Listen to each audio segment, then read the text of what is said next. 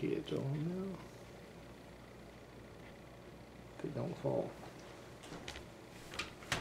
Sorry, just have to close that. Hello, my name is Bob Phillips. This is our YouTube website and our website. But we are in the home of Henrietta Law and Jack Law, my deacon and my secretary and treasurer. And we have this week with us in our church Baruch Mayos from Israel, our pastor friend who's been there 40, 50 years, and we also have his wife Bracha with us today, and we wanted to interview her and just let her share some of the things that have happened in their ministry over the years from a woman's perspective and from the perspective of a pastor's wife.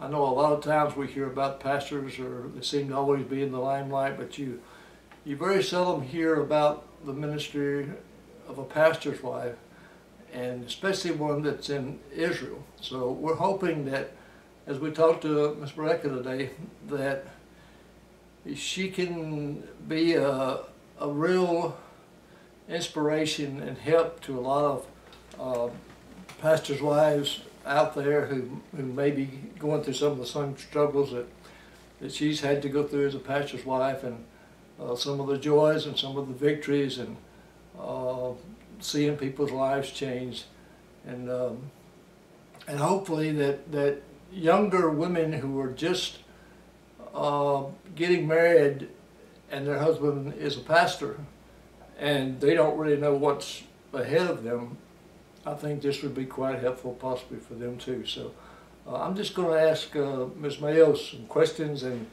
she's going to just share with us today. So don't do anything to make her nervous, because she's very nervous. So and she's not nervous anymore after that remark. But and by the way, I'm not a little midget. I am 6'3", so I am bigger than her. But I'm sitting in a chair that's got a hole in it, so this is not a very good chair. I hate to be shorter than most women, so I'll have to adjust to that psychologically.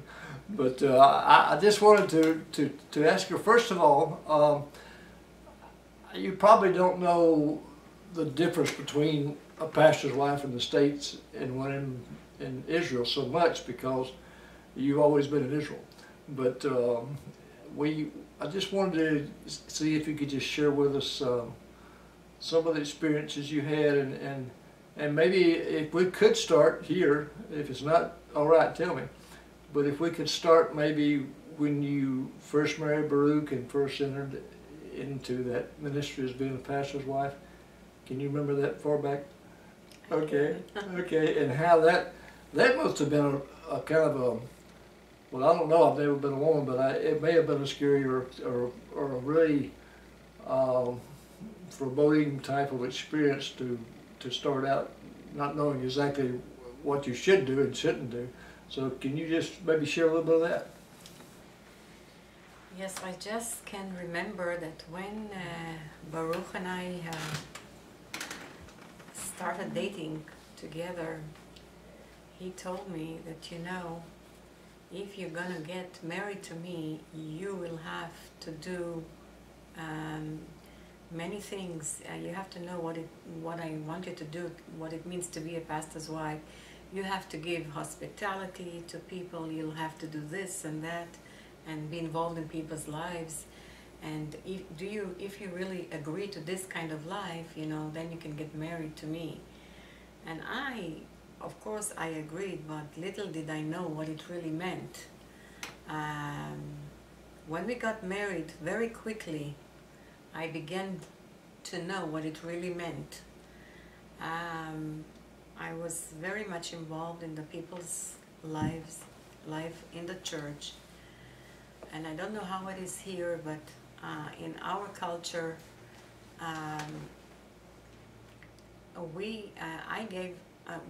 in order to get to know people really well and really be involved in their lives, it meant that we had to give a lot of hospitality, every week I used to invite people, different people from the church, because I think that it is one way, if you really want to get to know someone, you can get to know them when they are in your home. Not always it was easy for me, but I can tell you that I really think that it is a great blessing to give hospitality. And not only I think it's a blessing, but it's also a command. And even sometimes when I didn't feel like doing it, and I did it in spite of it, I was so blessed afterwards, and I was so happy that I did it. And one of the challenges that I had to be a pastor's wife, especially when we had a young family, was, you know, the needs are so great, was so great in our church, that it was always for me hard to know what was the balance, how much to give time and how much to be with the family, because I think that having a family, your first responsibility should be towards your family. And because my husband was gone so much, visiting people, and there were days that I hardly saw him, so I wanted to be available for the children.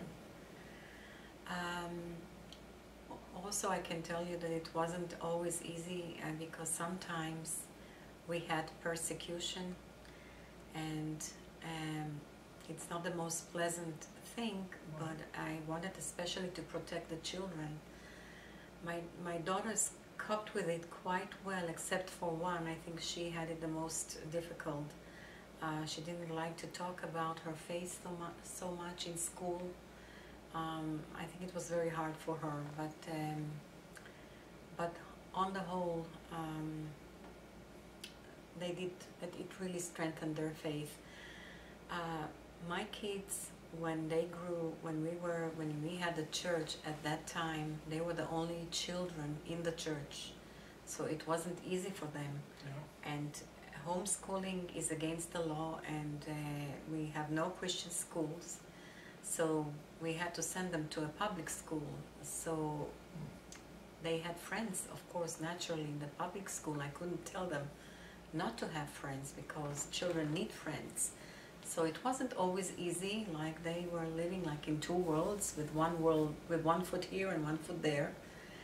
And these were some of the challenges that we had to face, but by the grace of God, two of my daughters are converted, and one of the daughters is married to a pastor and serves here in this country, and our oldest daughter is unfortunately not a Christian, so I would appreciate your prayers for her. Her name is Avital. Lately there has been some, after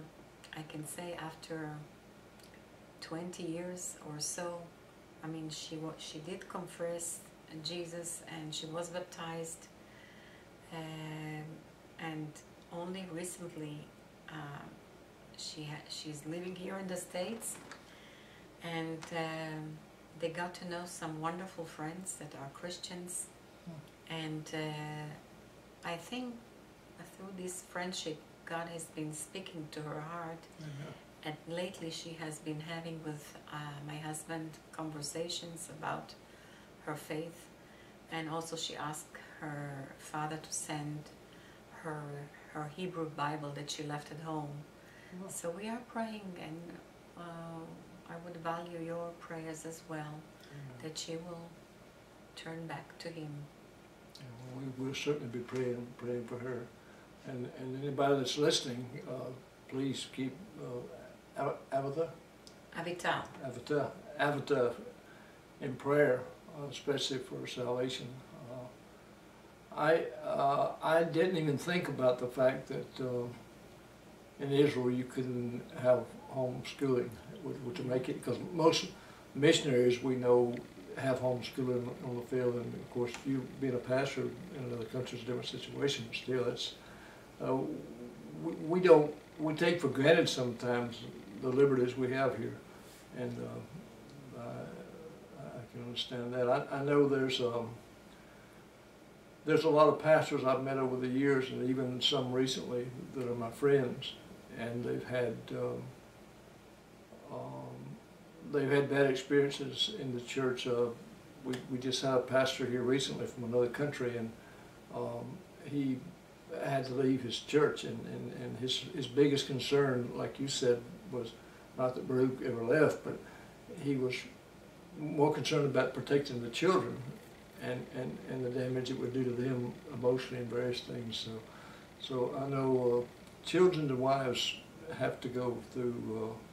I remember Miss Depp, Bob Depp's a friend of ours, and he's the person that got me into this particular church. And he was the pastor at Grace Baptist Church in Carlisle, where David Campbell's now the pastor, and where Walter Chantry used to be the pastor. Well, Bob Depp was the person that came to know the doctrines of grace, and the church was totally Arminian back in the day. And he's the one that led the church into Reformed theology, and it devastated them because there was such a, I'll use the Israeli English word controversy, when that happened, that it was a tremendous, it was hard on him. And so that's just one example of, and Miss Janie said, like you, that she never really, her house was just opened and anybody's able to come in at any time. And she didn't have the privacy that she would have liked to have had for her children. And I know this, since we've been back from Belize, we've had a pastor and his family from Scotland come. Right before we went, we had our missionary, Ramzan Hossein, and his wife, Jennifer, and they were here. And then we had Gordon Taylor, who is the coordinator for ARPCA here. And now we've got you guys here, a blessing. And then in September, we've got another friends, a couple coming from Scotland again. And you know what? During that stretch between May and July, when we had just steady people coming in, I was so worn out that I got sick. And I was sick for about a month to try and get because I got so weak and undone. But people don't realize it's not easy entertaining and just constantly being there people. So it's not easy, but but I think yeah, it's not easy. But our daughters were exposed to many people from all kinds of countries, and I think that's why it wasn't so difficult for them, you know, to adapt to other cultures. Yeah, well, y'all had a lot of people from Russia coming during part of that time, didn't you? Yes, immigrants. In the church, we had all kinds of people: Ethiopians, Russians, Arabs. Yeah, well, that probably will be good for them in the long run. Yes, that was quite a challenge. It wasn't always easy to try to, you know, to fit yourself in all these cultures, but I think if there is a desire to work together, you find a way. Right. Yeah. And yeah, I mean, they were not the easy years, but I wouldn't want to do anything else but that. Yeah. You know, even, you know, it was a wonderful time too. You know, Amen. I really miss those days. Yeah. Well, it's you know, it's sometimes doing ministry is very difficult and hard at the time, but it's rewarding also, and especially when you look back. You know, Henrietta that you're friends with, whose home we're in right now, she has people in constantly, and she's just got a gift for it, I guess, like you. Yes, I love people. Yeah, yeah, and that helps, So, you know.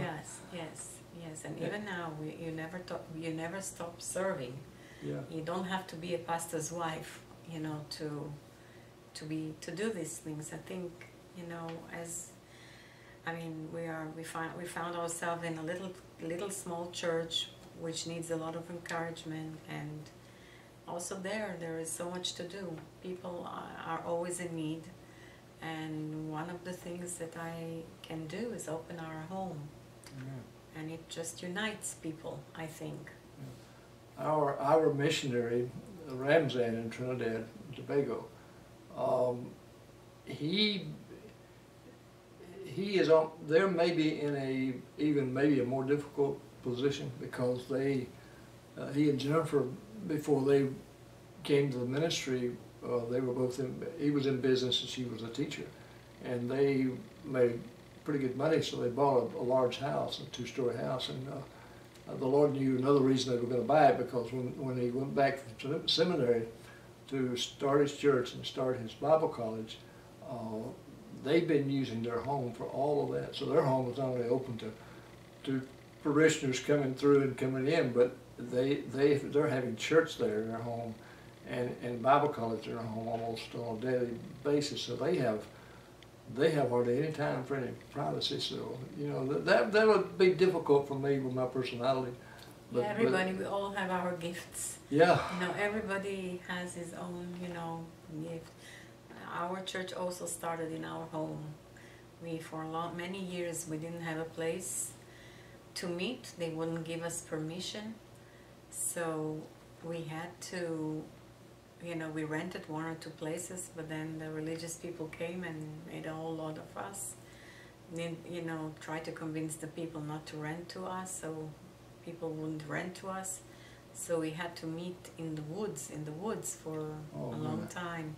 So finally we started meeting in our home, and only some years later, finally, we managed with CWI, that was the publishing house, where we had a publishing house. Actually, they bought the facility, and we used their facility for church as well. Oh, okay. So, you had to meet in the woods. yes. I didn't know that. Yeah, we had to meet in the woods because they were harassing us and trying to, look after us each time. So we went from place to place. Wow. But That's amazing. I just didn't know that. It makes me to respect you guys even more. oh, it's not, and there are places that are going through much worse things than that. But Yeah. Well, you hear those stories of people in China and people in Russia, and especially before, and people in Muslim countries who become Christians that have to meet underground in the woods and all. I guess it's kind of a shock for us, because I think most Americans probably love Israel and love. I wouldn't say love the Jewish people, but I know most Christians have an affinity to the Jewish people, the Jewish nation. And it just shows you the separation there is between Judaism or Jews who are devout Jews or secular Jews, whatever, and Christians. And they are prejudiced. That's there. We don't realize how strong it is until you tell us things like this. yes. So we need to pray for Israel. We need to pray for people that are. Well, we need to pray for the lost. Yeah. When you continue to be the pastor's wife there, you also said that you got to spend a lot of time ministering to the people, visiting people too. Yes, well, I always, in our church we had a lot of older women, especially women, because their husbands go first and they were left, they were widows. I think it's a especially neglected area. I don't know how it is here, but these women are lonely, and I was really burdened for them, and so one of the things that I used to do is go and visit them. And not only me, but we tried the young people to involve them, because in our church we taught from an early age, we taught the young people that they should also, everybody who has a gift or anything that he could do in the church, we encouraged them to be active. And so we were, we worked with the young people and taught them that maybe one of the, like a good idea to be is like if whenever the old women would have a birthday or something, maybe go and bring her flowers or just something, a nice gesture. Yeah. And we also used to organize all kinds of gatherings, especially for them, for the golden age. And they were so happy and delighted, you know, for the attention that we gave them. That was one of the things, you know, that was in my heart. And also many times there are single men or women, and especially on a Sunday or on a Saturday in our country, after church, you know, everybody goes to their home and they have nowhere to go. Yeah. So I always invited them That's over, nice. you know, just yeah. And I was in the women's committee, you know, trying to organize Bible studies. I didn't teach myself, but I had other people do it. Right, You know, yeah. right. Amen. Well, you know, that becoming involved in people's lives is a real blessing, and that's an area where pastor's wife can certainly become involved. You know. In Israel, I think the Christians are such a minority that we seem to need one another more than maybe in another place. Sure. Yeah. So we try to, you know, we tried in the church to organize all kinds of, you know, things for the women. Well, you know, even when we go on our mission trips to different countries, we have when you're there, you maybe 10 or 20 of you're also in that same situation where you're in a minority of another country and you don't know all the things, and so it tends to draw you together. Yeah, and make you closer. Exactly. Our Spanish church, they from Guatemala, they meet several times during the week, because I think one reason is just to have that camaraderie and to be able to be together and support each other. Yes. So it's a very important thing. Yes. And I think the Jewish people have been very famous for that over the years. I remember that when they used to have Jewish refugees come into New York City, they would have a Jewish committee or group to meet them, and the whole community would chip in and get them a place to live and get them a job. So there's always been that close-knit family relationship between Jewish people. Yes, that's true. That's why when immigrants come to our country, we take care of them at the beginning, give them opportunity to learn the language and so on. Yes, there's a lot of support. Amen. That's very important. Well, your kids, I know the answer to this, but these folks don't. So where are your children today?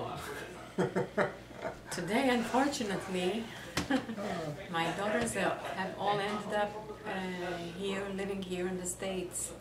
And one of the reasons is that there are very few Christians in Israel. And they found their husbands here in this country, and that's how they ended up here. One of our daughters, as I said, is married to a pastor, and they serve in Cleveland, Ohio, and the other daughter is married and lives in Seattle. And our oldest one, who was married to the Israeli, he was sent from his company to work here, and that's how they ended up here. So she married an Israeli and they still sent him off. Yes. That's a dirty, rotten trick. Oh, man. But you know, I thank the Lord that He provided wonderful Christian husbands to my daughters, and as I say, you can't have everything in life. Amen. And to see them happily married and settled, just gives me a lot of... Well, also they're here where they have a lot of opportunity too. Yes.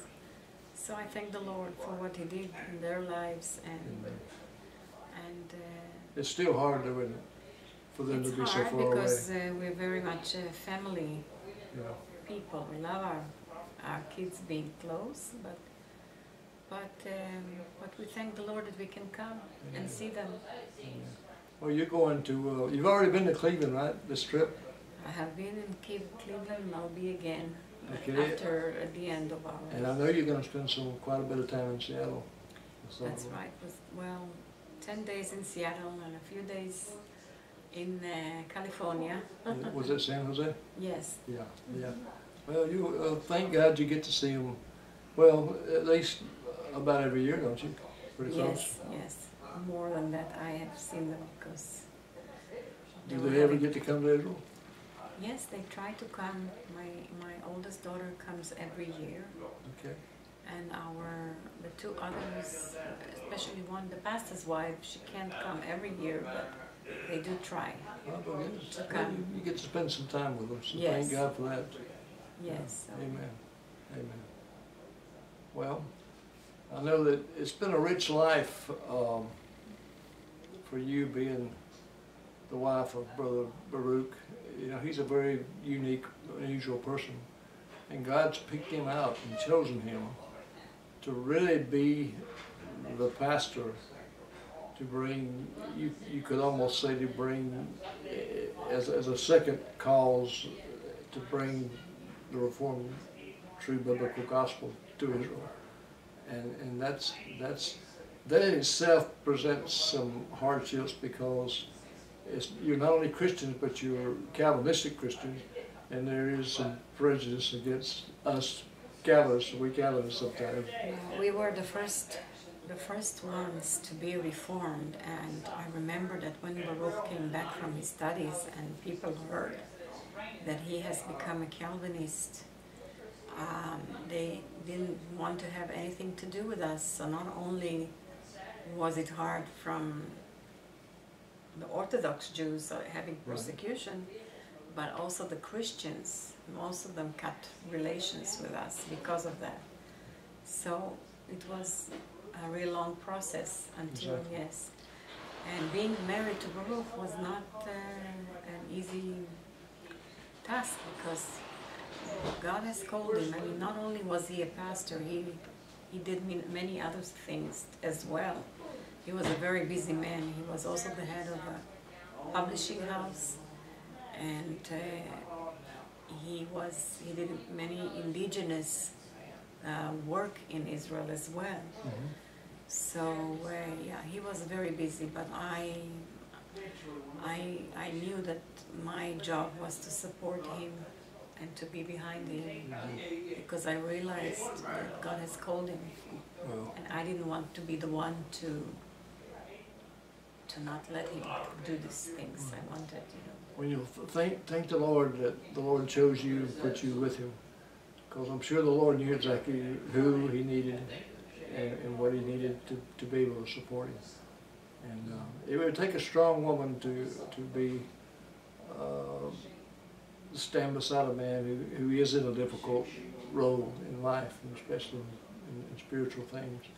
And I think that Spurgeon, I'm writing a book on evangelism, and Spurgeon was talking about, for the last 50 years, nobody knows the persecution and the hardships we've gone through, and because of our beliefs, and I think most of that probably is because if a person is not a Calvinist in theology and not Reformed, they don't really know what we believe. They get bits and pieces and they make up their own fiction idea of what we believe, and they caricature us in very ridiculous ways, really. And if they only knew everything that we believe, I think a lot of that prejudice would be removed. But I think, you know what I think, Bracha, a lot of the problem with that is, I think the biggest problem with people that don't like Calvinism is that they don't like the sovereignty of God, and they don't like the idea that God's in control, and there's a built-in human psychological, mental, spiritual rebellion against that God's not going to tell me what to do, and of course I'll be saved when I want to be saved. So that's we find in our witnessing, that's a big deal, that men are in sin and they want their freedom, and it frightens them sometimes. And sometimes they just don't like God, period. So that's one thing we have to deal with as Christians and as Calvinists. So well, listen, I want to thank you so much for sitting down and sharing with us in this interview. And we interviewed Baruch earlier today, and if you hear noise in the background, we're in somebody's house and they're in there and they don't know we're in here. So I hope we drowned them out. But thank you so much for sitting down and sharing just perspectives on being a pastor's wife. And I pray that people that are listening, that they'll be blessed by your testimony and by your life, and a lot of even young pastors' wives might be very encouraged by our tape.